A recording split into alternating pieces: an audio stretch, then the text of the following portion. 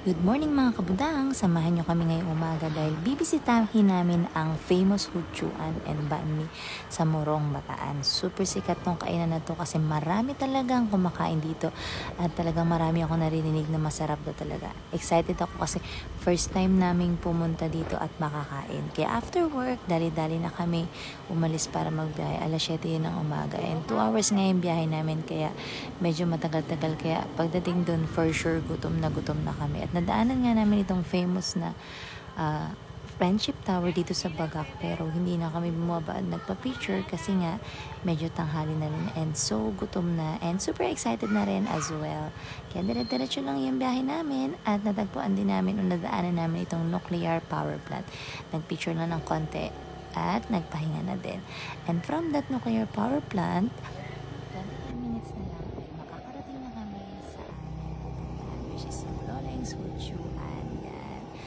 Talagang marami ako naririnig, kaya naman super excited ako. First time namin pupunta, kasama namin tong aking kapatid yan. Kami naman, convoy kami, naka-tricycle. Kaya medyo pagod at gutom. At dito na nga! Loleng's Hutsuan. The place is full. So, daming agad tao, guys. Ang daming tao. Umaga-umaga. So, ito na yung menu nila. May karne. Yeah. So, that's the famous Hutsu. Saka yung banh mi. It's the banh mi. Try na natin, mga kabudang.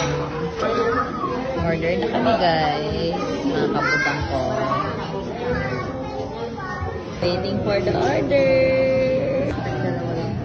Order. Regular. This is the Banh Mi special. Ang kanilang famous Hutsu. Hutsu, ito yung order ako ng isang special. And then this is the regular. Tingnan natin kung anong kaiba. Uy, niluto pala nila. Let's try this back. Ano to nilalagyan ko to ng? Ano mga nilalagay? Hindi ako marunong. Parang Paris din. Sige, try ko muna ng pear. Mami! Kaya sa pinihan na. Ito pati. Ang sarap lang ng plain. Pero parang try lang natin ng konting-konting pa. Wow! Land daw natin. Ito, maanghang to. Huwag na to maanghang. Toyo na lang. Di ba meron din ganyan, di ba, Pe? Ay, toyo ka naman. Mami? Di ba meron din ganyan, di ba, Pe? Ikaw, papi, magaganto ka? Dito lang yung kabilang side lang. Tingnan ko lang yung difference ng lasa niya. Di ba doon pala mag-chopstick? Okay. Pero mas okay yung walang ano. Hindi nang dagdagan, masarap. Hop. This is special. Hop. Ayun, kumain kay kuya mo. Kasi nga regular. Pag-special Yung special yung malalaki. Ganito yung noodles niya. Lalaki na yun namin. Ito malalaki siya. Ito din yung regular. Ito regular. Ay. So yun na yung difference niya. Pero yung taste, tignan natin yung taste. Oo, pareho lang. Kaya lang, pag regular, ito maliliit. Uy, problem.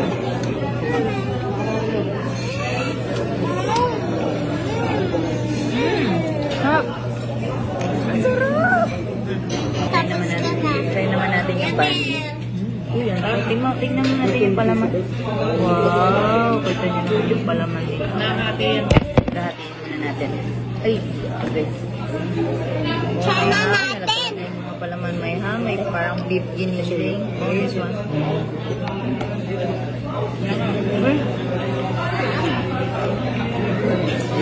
How you try your noodles?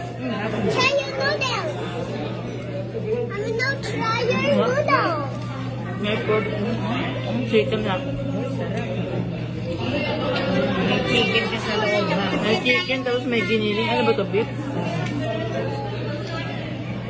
Beef yata, tapos may halo-halo na sa kompleto. Ang yung rin, oh. May ring. Lakso mo.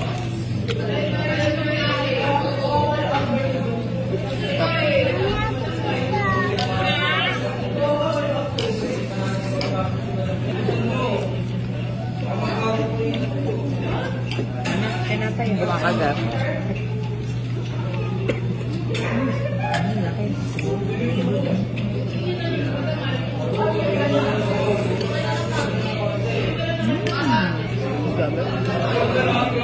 Sarap ng mga pagpalasa niya. Sa ko sa anis. Yummy. Ano ka? Tummy.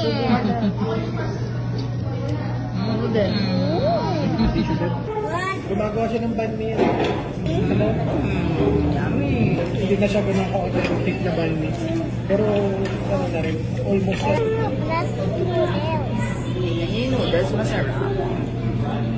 Sige mo na kayo buong pang-noodles.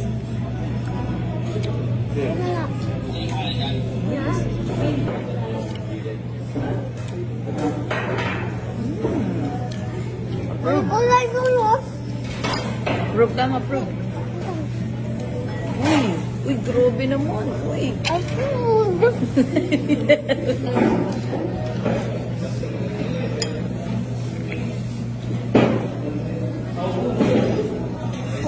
Tapos mga kabudang. Buti na lang di halata kasi sexy ako. Ay. Tignahan niyo to ah. And last na yung coffee. Pagpaka kalma lang tiyan. Caramel latte. Sarap din yung coffee nila. So morning to breakfast. Dito kami nag-breakfast. Dami agad tao. Kasi kung talagang nakasakto lang na may isa pang table na isang table na lang bakante. Pero sulit. 3 persons kami. 500 lang. Diba? Pag sa ibang fast food, titim. Sige na, kumain na rin kayo. Bye!